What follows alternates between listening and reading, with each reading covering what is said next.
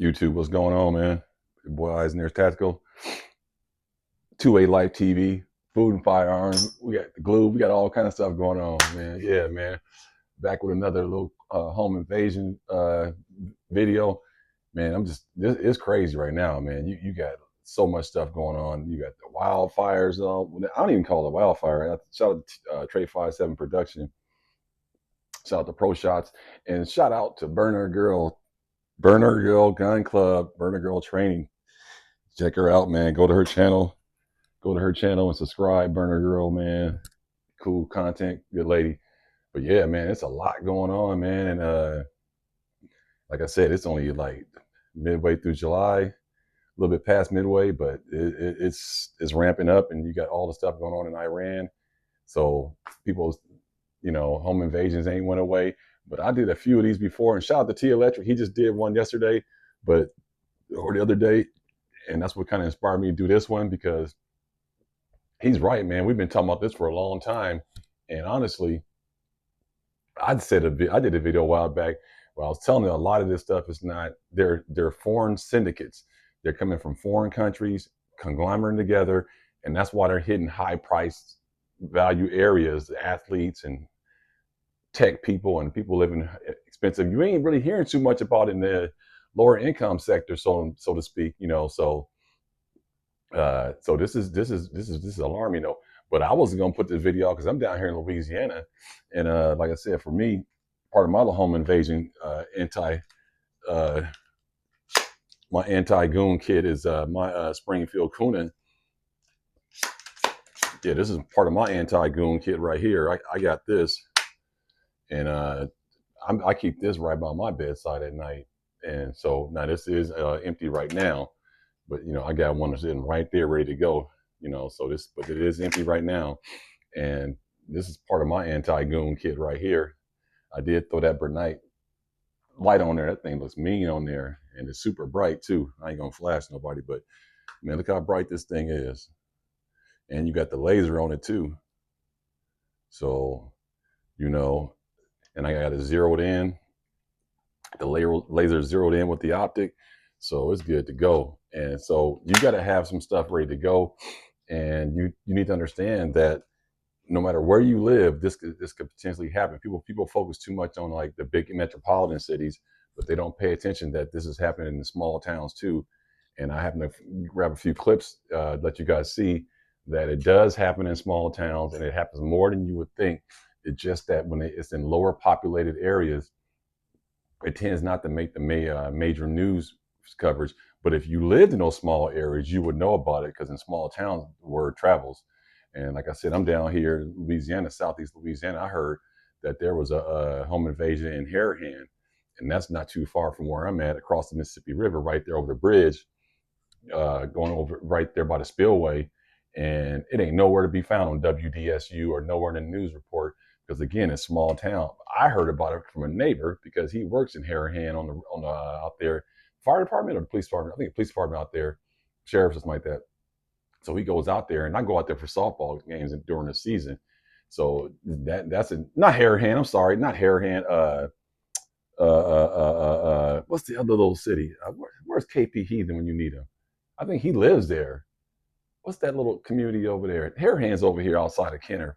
I'm talking about the other place across the river, Hahnville. I'm sorry, Hahnville. Hahnville. Yeah, Hahnville, not Harahan. But yeah, Hahnville. And it's small, man. It's a small little town. And they had a brutal home invasion out there. No one lost their life, but people got pistol whipped, tied up, and all kind of shit. They shot the dog. Yeah, they shot the dog. Rest in peace to the dog. So it can happen anywhere, man. So let me show you a clip real quick of it. This is a couple clips from a couple small towns. Okay, check this one out, man. So this is a small town. The reason why I'm showing this, because I want everybody to know that no matter where you at, stuff like this can happen. Check this out, man. This is crazy. Over in Calhoun County, the sheriff's office there needs your help in finding the suspects involved in It's a small town. What they show the map. Now, investigators say early yesterday morning, several people kicked in the door of a home on Lady Ashley Drive, falsely claiming to be with the sheriff's department. According to Sheriff Thomas Summers, they say that those people were armed and dangerous, but not dangerous to the public. He does believe that they targeted this home. So if you know where these suspects can be found, we have more details right now on our website. And look, that's all country. But if you know Farm anything roads. about this home invasion, you are urged to call Crime Stoppers. That number is 1-888-CRIME-SC. They find out what Okay, here go happened another here, one. because I think it's in this is Virginia. just an absolute shock to this community. In the town of Wakefield, Judy and Daniel Baldwin were well known and well respected. Everybody was her friend. I can't think of a single negative about any of the Baldwins, and she was just a pillar heavy in the church. But late Tuesday night, something happened inside their East Church Road home. Look how small that town is. Deputies believe it's a robbery gone bad, and they arrive just before midnight. Upon their arrival, deputies discovered a garage door being open, and also the interior door that leads from the garage into the residence was open also. Inside, they find 76-year-old Daniel Baldwin with a gunshot wound to the chest. Further inside the house, they discover 75-year-old Judy Baldwin dead from a gunshot wound. She was one of the mothers of this community. The sheriff says deputies have found some evidence and collected videos from the area. Okay, you saw that. So yeah, that was you saw that was a very small town, and you know how to, and you saw the one in Virginia. Dude started it off like, man, that don't happen around here. That don't happen around here. I mean, they're right when they say that it doesn't happen a lot around there, but they're wrong saying that it never happens around there, because it does happen. And small towns they've always been like hotbeds for crime and criminal syndicates and drug addiction, and all that shit's out there. Meth, everything that's in the city is in the countryside. So I just wanted to make sure people understand, don't be focusing all your attention so much on what's going on in the city. If you live in a small town, focus your attention on what's going on in a small town. And like they said, that lady who got shot, man, they said she was the mother of the community, and everybody knew her. She was a Bible thumper, church going lady. And this just goes to show the criminal elements, they don't care about none of that stuff. So you need to be prepared and understand what you're up against, and understand that the threat is going to come from somewhere near you, not from afar. So if you live in Hahnville, Louisiana, you ain't got to worry about what's going on in Baton Rouge or New Orleans. You need to worry about what's going on in Hahnville, Louisiana. And that could be said for tons of people in certain communities. And with that being said, now we're in hurricane season down here, and people are going to start getting something happens, natural disaster or something happens, a lot of rain and water, and people start evacuating. The criminals are not going to leave. They're going to start trying to go rob houses. Now, granted, state of Louisiana has a natural disaster law in place. I think a couple states got it. California definitely has it, because they got it for wildfires. If you go to a community that has been hit by a natural disaster, like a wildfire or something like that, and you go up there and take something, it's a felony. It's a felony, and it's federal, and they will throw the book at you. And in Cali, I know for a fact they will, because when the fires broke out in the Pacific Palisades, there was cats trying to go up there and loot, and they caught a bunch of them, and they all got 20 years each. 20 years. I mean, golly, that's a lot of time. So yeah, I think Louisiana has that too. Most of the South has that natural disaster clause where you can't you can't be looting people that are actually in the worst moment in their life. Sorry for just talking to my daughter in there, but yeah. So you need to have something to protect yourself, something that can keep the goons off of you. And like I said, I got my Kuna set up, and all your home defense weapons, you want to have a light on them. You know what I'm saying? I like this because they no pressure pad, nothing like that. It just sits up there, and I can get to it really easy if I have to. I don't have to like trip. So if I get up in here, bump it at night. And then what I like about the Kuna is that it already has a natural handguard, like right there, built inside of the mag well. So if I have to hit my button, I can just go like this, boom, and then see what's up, and and get back down here. And so this is awesome right here. And then being suppressed, I ain't got to worry about blowing my eardrums out and stuff like that. And with that being said, everybody in your house, if you have people in your house, not maybe 5-year-old kids, stuff like that, but teenagers, young adults, anybody in your house, your wife, or whatever, your significant other, everybody should be able to handle whatever your home defense weapon is. It does you no good and does them no good if you got weapons like this by your bedside, but your significant other and your kids or whoever is in the house can't handle it. And that's why 9mm are good. I ain't talking about the Kuni. You ain't got to get this. I ain't trying to sell you on any of these guns you're going to see. But 9mm is a good choice for young people and people that, that don't really shoot a lot, and because they can handle the recoil and get on target. And then they need to also go to the range to get familiar with it also. So that's very important. So this is just one of my home defense goon stoppers. And then for my wife, I got this by the Glock 44. This is by her bedside, and this is super light. I mean, and you always want to have a light on that. Shout out to Olife for the PLX Turbo dual beam. And so I got this on there. This is suppressed, plenty capacity. Got this one, and I got another one like this sitting by her bedside. So if I have to go out and do whatever, whatever may happen, if I'm in another room, I'm fighting off goons and there are goons coming that way, she got enough to really just pop and keep popping. And she knows how to do a reload, so she can handle this 22 LR, and so can my daughter if need be. So I say, hey, get in the corner, get in the closet, take this with you, and then let me go out there, whatever. This is something that could get the job done in a tight situation for your loved ones, for people who don't shoot guns a lot. You need to think about having something like this around just in case. You need to have multiple guns ready to go, because like I said, you never know how many are coming. And with that being said, let me show you another clip of another home invasion. Stand by.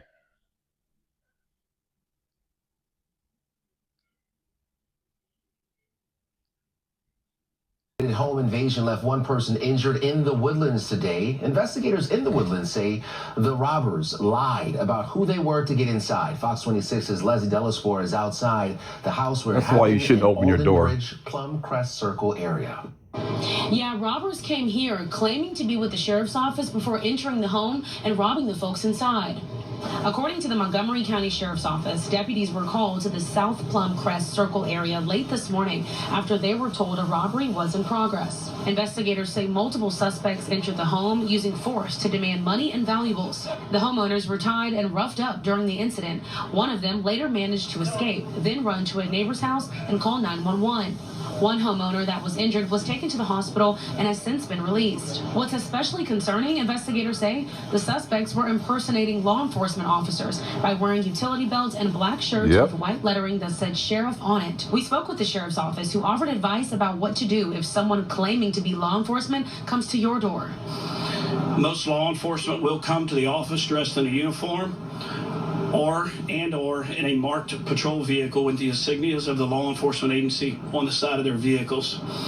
If someone comes to your door and you do not believe or have suspicions that they are not law enforcement, call the police. You can contact 911 and give your location, and they will tell you if they're real law enforcement officers or not. If you have legitimate concerns, you can ask for their badge number, their unit number, and a legitimate officer will happily provide it to you.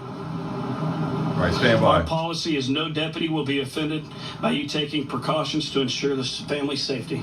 Stand by. Now, the Montgomery County Sheriff's Office says they're asking anyone who lives in this community. Okay, you seen that? Man, that's crazy. And they said that they came up in there deep on my man right there. So it's unbelievable, man. The home invasion thing, it's unbelievable. You never know what's gonna happen, and you just gotta be ready. Now this is my nightstand. I got this deployed right now. My Glock 35 Gen 4 40 cal, and like I said, everything has to have a light on it. So because you got to be able to identify your target, because if this is going to be used, they're going to say, how did you know who you were shooting at and all that kind of stuff?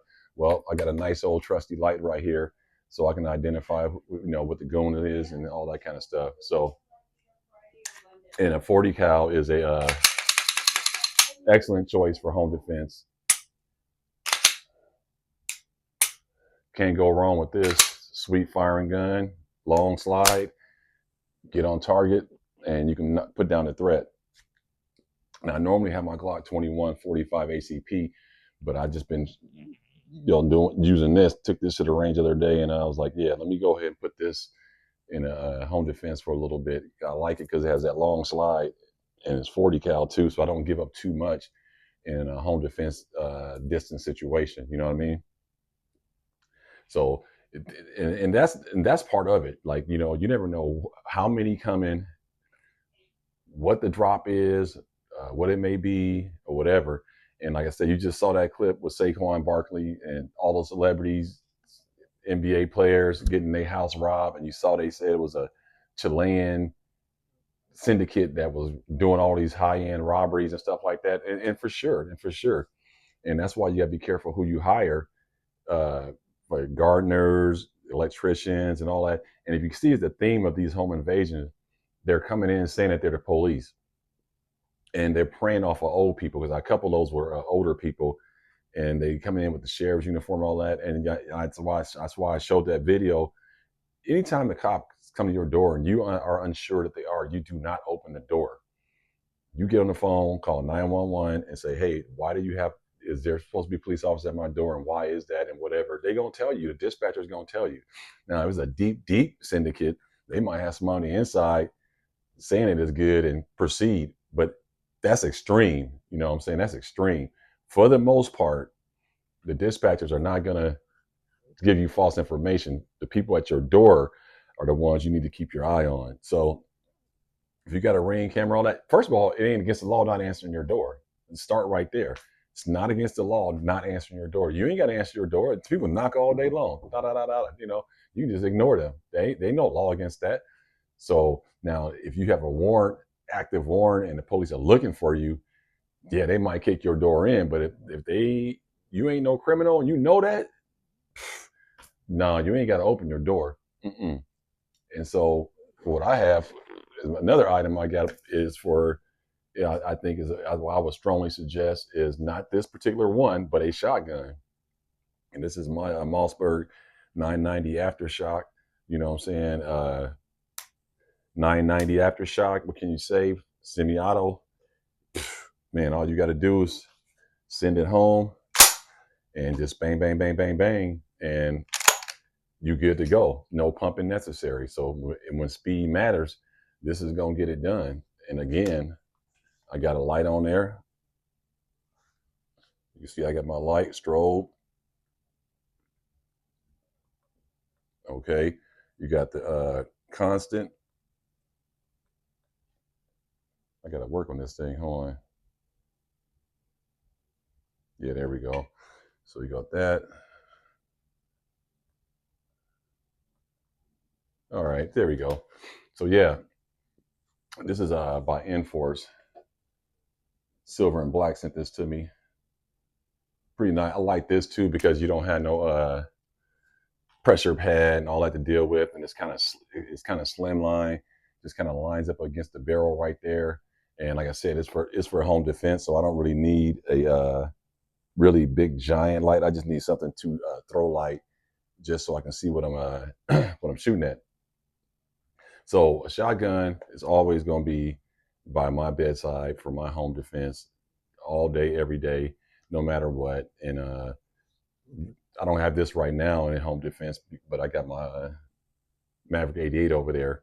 But I'm not afraid to put this in if I have to. And like I said, at night, I will load this up, have it in the ready position. But I got my Maverick 88. But you just never know, man. It's better to have a couple loaded guns ready to go so you don't have to worry about reloads. One thing you don't want to have to do in a home invasion scenario is do a reload. And that's why you want large capacity magazines, and you want to have plenty ammo on the gun, the shotgun, like the shell carrier right here, the shell strip. You want to have stuff like this, so in case you do have to do a reload, it's already on the gun and you're good to go. Now, I did have that one little fast load. I got to put it on there, but it wouldn't stick, so I don't know how I'm going to do that, but I got to figure it out. But you want to have a shotgun for sure in case you have to, get busy, because they come in 5, 6, 7 deep.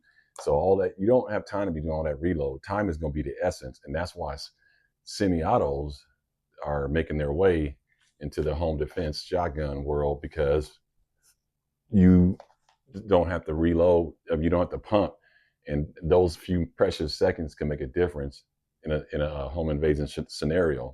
So I just want to jump on here and just say, hey, man, look, take this stuff serious, have a plan. More importantly, train with the guns you're going to have for home defense, and make sure who's ever in your house. Now, if your kids don't want to shoot guns and the old people don't really care, that's fine, but you got to present it to them and give them an option. Do they want to train and learn how to use this just in case? Now, granny may not want to use this 12 gauge shotgun. That's fine. If you got people in your house that can shoot shotguns, but they want lower recoil, look at a 20 gauge. 20 gauges are just as lethal in a close quarter situation as a 12 gauge. So take a look at that. Take a look at 22 LR pistols, 9mm pistols. If people are, sensitive to recoil, you just got to work around it and give them options. Give them options like this. This is quiet. You don't need no ear pros. If you can train your daughter, your son, granny can even pick this up and just point and shoot, bam, and then she ain't got to worry about blowing her eardrums out. Stuff like that is good. 40 cal, gonna be a little loud in the house, but it's gonna get the mouse out the house though. See, so that's just something you might want to think about, and that's why like I said, I believe in the suppressors for me at this age works good for me for home defense because I don't, I just want the quietness of it all.